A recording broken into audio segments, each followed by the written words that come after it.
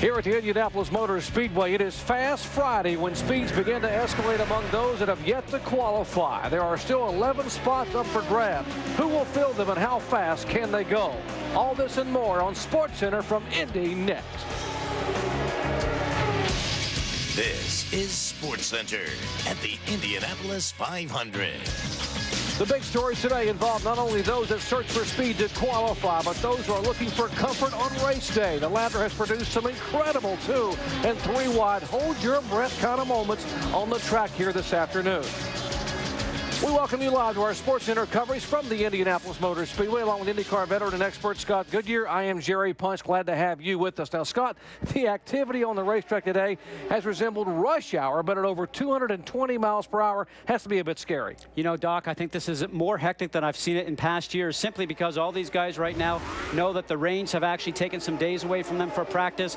Rain is possible on Sunday, so right now they're trying to get as much practice time for full tanks as possible. They want to see what the car is going to look like in race condition. Here are the Penske cars of Helio Castroneves and Sam Hornish running. Danny Weldon in close pursuit right now, trying to get a draft to see how his car works in traffic, slicing underneath going into turn 3. But the key thing right now, these guys have been running in packs of 8 or 12 cars out there, and it looks like a race sometimes throughout the day. And I think the chief steward, Brian Barnhart's probably throwing a couple of yellows today just to sort of spread these guys out. Here's what the drivers had to say about the traffic on the track here today. Everybody's running in big packs out there, and I'm not really interested in passing people. I just want to see how it reacts with 3 or 4 cars in front of me. In the 500, you're never alone. There's always some turbulent air, and I think you're going to see a lot of big pack running, and boy, that just takes a lot of the downforce off, and you got to get your car to work pretty well. So that's our main focus right now. We're trying to spend as much time as you can in traffic. Obviously, conditions have changing a lot. This is good today because it's a lot colder than last time. The track was green after the rain. So this is actually what we needed last year. Guys are sort of slowing down at the front of the pack and trying to get into the pack, and that's creating a bit of a traffic jam. But yeah, we're still working on it. It's a work in progress right now with the ArcX car. Now is the time to not worry about time, speed, running about be consistent, trying to see what we can find. Definitely Honda's being very outstanding right now, but hopefully we'll come back with something for Sunday. Well, as a driver, Scott, I mean, how do you weigh the risk versus the reward when you're forced to go out and run with all this congestion on the racetrack? And you talked about the risk, Doc. That's really what drivers see when they have the opportunity to get on the racetrack, because there's a lot of guys still looking for speed out there right now, trying to get qualified for this weekend. And as we watch right now, cars going around the racetrack, if it's single cars like this, 1 or 2, that's not too bad. The packs you heard those guys talk about, that's all that dirty air they're trying to experience today, because that's what they're going to have on race day. They have to understand how the car is going to react on race day. Otherwise, they're going to be full of surprises come race day. And when you have that situation, I've lived it before, when the car's not been working very well, it's the longest 500 miles in your life. Indeed it is. And today was to be an important day for the Liondyk family, Arie Sr. and Jr. However, Arie Jr.'s debut as an IndyCar Series rookie has not been as easy as anticipated. We chronicled their stretches of the day with our wireless mics.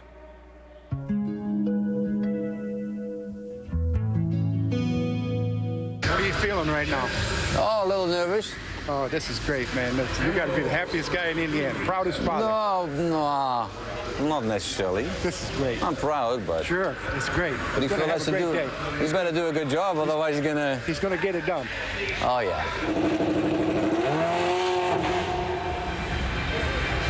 There you go. Got that out of the way.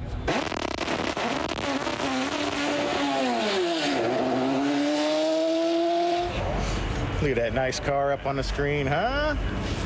Gets that nice black track right down. The pit speed limiter shuts it off? No, it shouldn't shut it off.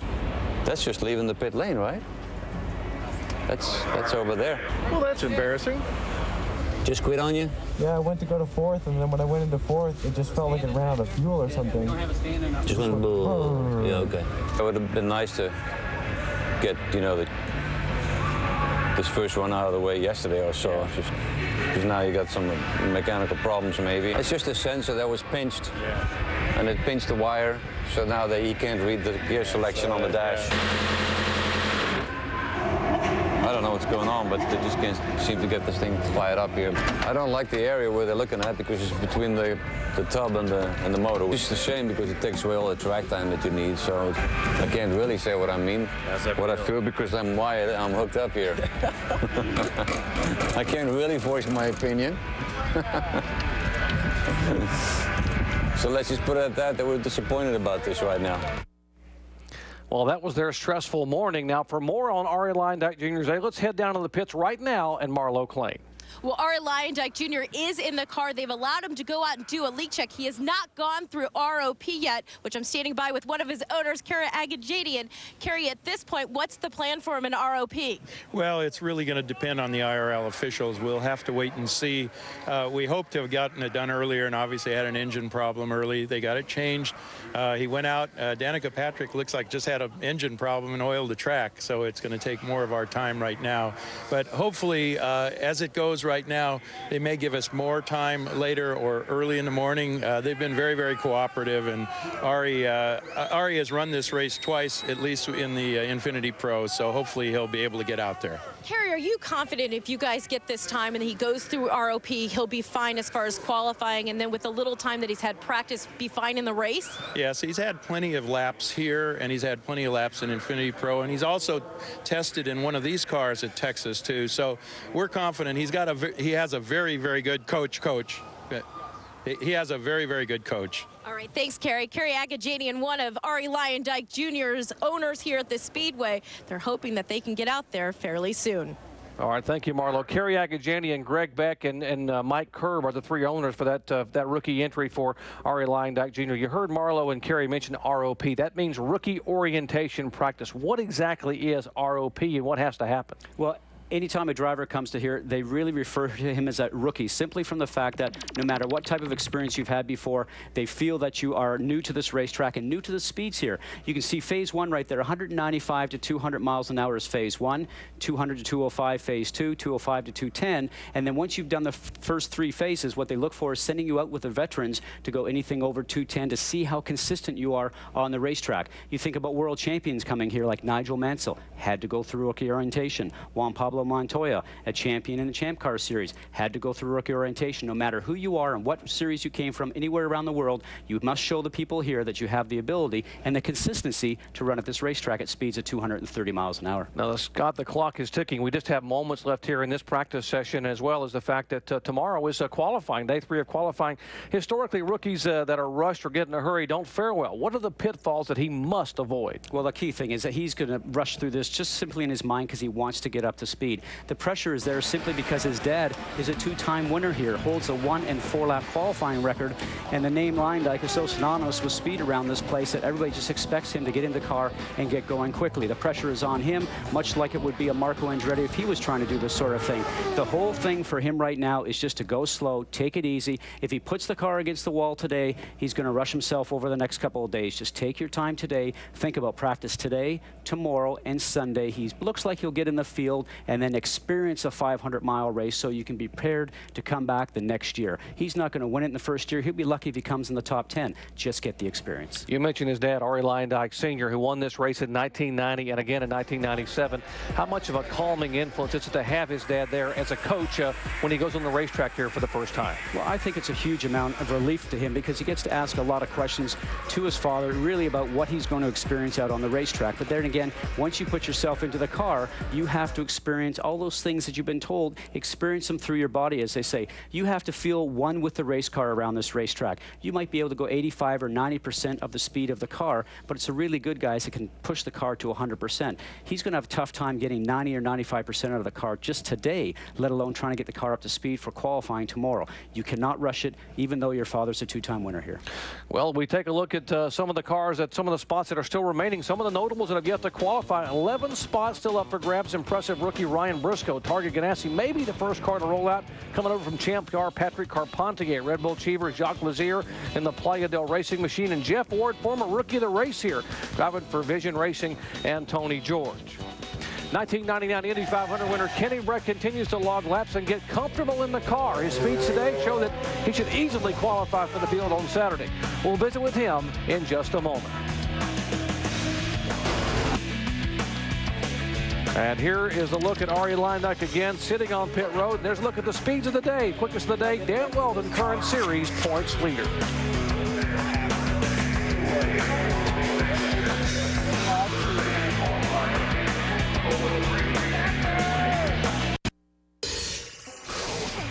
SportsCenter at the Indianapolis 500 is brought to you by Super 8 Motels. See you along the way.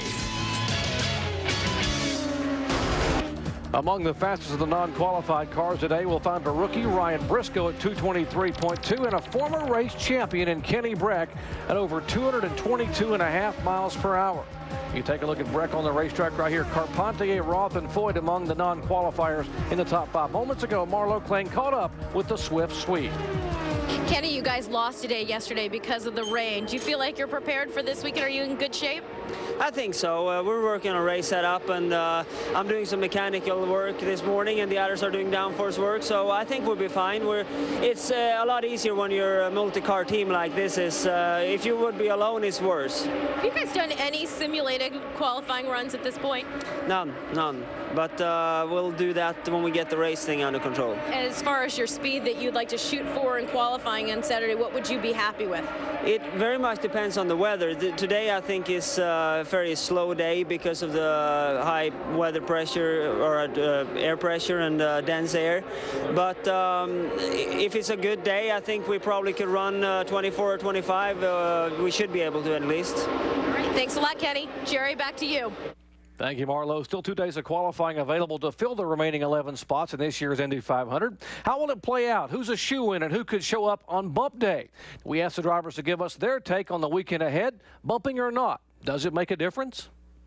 Thank God for us that we already be in the show. I mean, it's not an issue, but if you're talking about with guys that are not doing 220, they will be like, oh boy, I wish there is not many cars right now. It makes it more relaxed now than it used to be.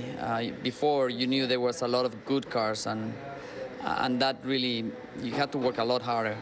Right now, I don't think anybody feels that pressure in that respect. It is what it is. You know, you can't, why worry about it? It's still, you still have the best guys out there. I mean, there's probably 20 guys who can legitimately win this race, and you know, what more do you want from that? I think it was a good spectacle. It'd be nice to get more cars here to get some bump in. I think the way to do that is get one series. Well, historically, the best part of bump day is when someone just shows up at the last minute, jumps in a car, or tries to get cleared to get in a car for a last-minute run to start the Indy 500. And, Scotty, last year, former IRL and NASCAR champion Tony Stewart stirred the pot with such an appearance here. What do you think is going to take place this year on Sunday? Well, I think all the excitement right now is going to turn to probably on Saturday, because we're going to have a lot of people just trying to get in the field. But there's a lot of people out there right now, Doc, that are not really up to speed. So Sunday, I think we're going to see a lot of guys searching for the last mile or 2 miles an hour. And the key thing with the way the rules are this year is that if someone's not satisfied with their time, they can pull their car out and go back and re-qualify it. You have 3 attempts per day per car. So I think for the last hour or so, somebody that's sort of close to being on the last row, if somebody wants to try to maybe improve their time, or if there's another couple of cars show up, there's going to be lots of different options for people out there to go ahead and do that. Before, when your car was in, you had no option just to wait to see if you're going to be bumped. Now, you can play part of the game and pull the car out and maybe try and go faster. It's this time of the week when you start seeing drivers show up. We talked about Greg Ray will be here as an analyst. P.J. Jones, who qualified for his very first Indy 500 a year ago, the son of Parnelli Jones, he is here. Roberto Moreno is here, we told. Felipe Giafoni would be around. There's a handful of guys that start walking into the racetrack right now thinking about what could happen on bump day. Still ahead, last year it was a pie in the face for birthday boy Dario Franchittis. What would the Andretti-Green racing team do for an encore this year? We'll see for yourself when we come back.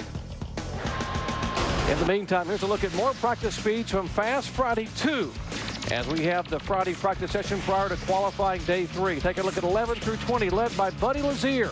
Awfully quick in race trim in that Chevrolet.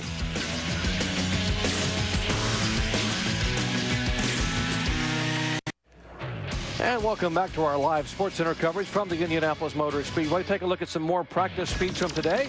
And just moments ago, by the way, as you look at these, Ari Liondak Jr., the raw rookie, going out or getting set to go out to begin rookie orientation here. We'll chronicle that here in the final minutes of our coverage. You know, historically, Bump Day at Indy is about as exciting as it gets. It's a roll of the dice by owners and drivers, and the winners of this high-speed lottery, well, they get their ticket punched to compete in the greatest spectacle in racing. Now, David Lloyd takes a look back at SportsCenter's top 10 Bump Day moments.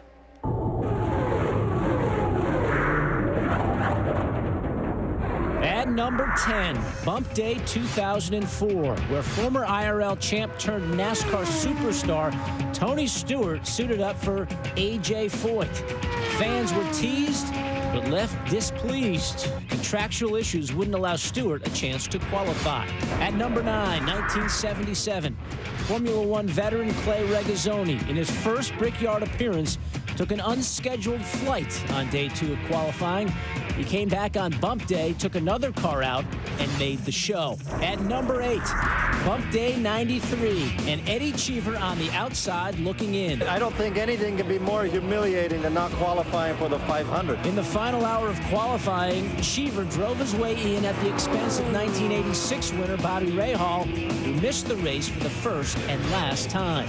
Number 7 is Bump Day 2002. Somebody's going to look at the weather chart right now and see these clouds coming in and decide that they've got to go out and take a chance. Michael Andretti rolled the dice, withdrawing and re-qualifying with a speed of 228 miles an hour. George Mack hurried into the line and on the track with the skies threatening. 10 miles later, he was the second African-American driver to qualify for the 500 ever. That left Billy Boat on the bubble with Jimmy Kite on deck, but the heavy rains came and Boat was saved. At number 6, Bump Day 1991, Willie T. Ribbs, bid to be the first African-American to qualify at Indy, seemed lost in a trail of broken engines, including a bad turbocharger on Bump Day. But the team regrouped with a new turbo, and Ribbs went for broke. Ribbs down. Nothing can go wrong now. He can coast into Indy 500 history. The checkered flag falls. Ribbs has made it. Just look at this. I just felt really comfortable, like it was like nothing had ever happened. Like 5 engines weren't blown up and turbochargers hadn't exploded. I felt wonderful. At number 5, Bump Day 1984. Johnny Rutherford was in need. 4-time winner A.J. Foyt was a friend indeed. He bought a backup car from Al Unser Jr. and put Rutherford in it. The car was smoking badly throughout the run, but Rutherford rode it out and drove into the show. At number 4, a head-to-head duel on Bump Day 1988. 2-time winner Gordon Johncock bumped sprint car star Rich Vogler from the field. But minutes later, Vogler got another car and made his way into the race, rebumping Johncock. At number 3, a wild finish to Bump Day 1989. Vogler victimized another former Indy champ by bumping 3-time 500 winner Johnny Rutherford. But fellow Texan A.J. Foyt loaned Rutherford a spare car, and Lone Star Jr. went back out with 2 minutes left in qualifying. His warm-up lap had Bernard Jourdain worried on the bubble. Just after Rutherford took the green, his engine went up in smoke, and Jourdain jumped for joy. At number 2, Bump Day 2000. Billy Boat on the outside looking in a car he had never been in.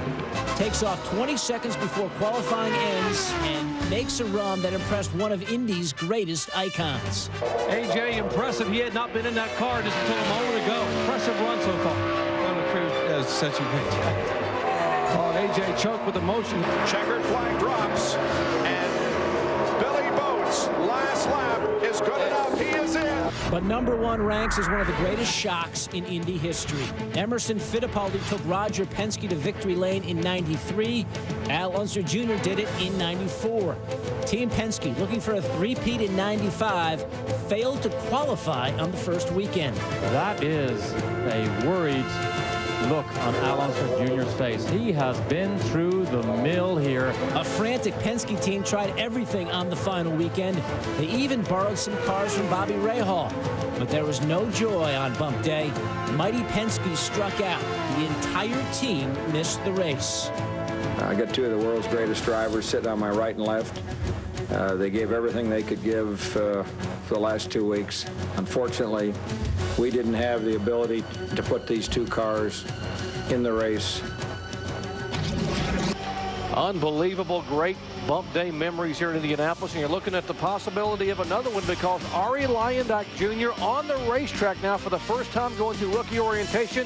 He may not qualify on Sunday. Maybe some more bump day magic from the Indianapolis Motor Speedway. Catch all the drama of Indy qualifying here on ESPN2 and ESPN. Our coverage begins Saturday, 1 o'clock Eastern time on ESPN2. We'll also be back on Sunday on the Deuce for the final 2 hours of bump day, and maybe this guy will be qualifying. Well, let's flash back to last May. Birthday boy Dario Franchittis getting a pie in the face from his AGR teammates. And last night it was Dario's 32nd birthday. What tricks would his teammates have in store for him this year? That's the subject of tonight's Indy After Hours.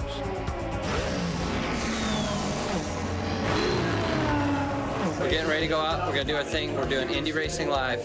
And it's a live radio show. And Dan and I are going to go first. And we're going to do our interview and have some fun. And then Dario and Tony are coming later. And it's Dario's birthday, so we got some fun stuff planned for him. So stick around.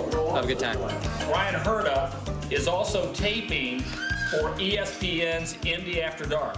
Okay, everybody, it's Dario's birthday today, so if we could all sing happy birthday, that'd be great. Happy birthday to you. So Dario thinks we just left.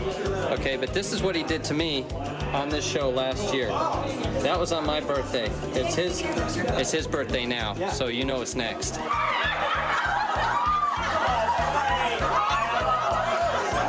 Curious, how far did you run here, Dario? 16th in Georgetown. He knows something's coming, but he's not quite ready for it. It never finishes. It's just kind of what we do.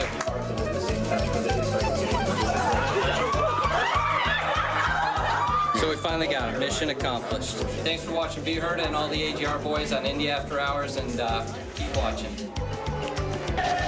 Thank you very much, Brian Herda and Tony Kanani. They've got Dario Franchitti big time. And how about the youngster, 23-year-old second-generation driver, Arie Luyendyk Jr. on the racetrack? We'll update what's happening when we come back to SportsCenter Live at Indy. Back at the Indianapolis Motor Speedway, history being made. You are watching live as second-generation driver Arie Luyendyk Jr. on the racetrack for the very first time. The Cary Agajanian Beck Motorsports machine. Now, Liondyk, the 23-year-old son of the two-time Indy 500 winner Arie Liondak Sr., will have to undergo rookie orientation. That is a 4-session speed escalation that before you'll be allowed to get out in major traffic and even attempt to qualify on Saturday. And Scotty, out on the track a moment ago, speeds at almost 197 miles an hour. When you think about that, Doc, he's only done 9 laps in his life around the Speedway in an Indy car. Yes, he's been here before in the Infiniti Pro Series car, but, you know, he's going to have to run 45, 50 miles an hour faster than he's ever run around here before. And I can tell you from my experience that it's a tough thing to do. He's been out there actually running with the veterans, which is something Brian Barnhart, the chief stewards, allowed him to do. He actually was, I was watching, he did a very good job. He actually started to pull to the side to allow some of the faster cars to go through when he was coming up behind him, which is great. That means he's been looking in the mirrors. He's actually paying attention to what's going on. That's what Brian Barnhart and the other drivers are going to be looking for. You see that helmet? That's so synonymous with his father here. Everybody knows that his dad has won here twice, but the big fight for him right now is just to get up for speed for qualifying. He is the oldest of Arie Luyendyk's 4 children at 23 years of age. And remember, there is a practice session on Saturday morning, a 1-hour session that will allow him more track time prior to the track opening for qualifying. 11 spots up for grabs. Qualifying day number 3 coming your way live on ESPN2 and ESPN on Saturday, then bump day on Sunday. We'll be back here next week for SportsCenter at the Indy 500. Monday, we look back to the 20th anniversary of the Spin and Win. Our guest, Danny Sullivan. So long, everyone, from the Indianapolis Motor Speedway.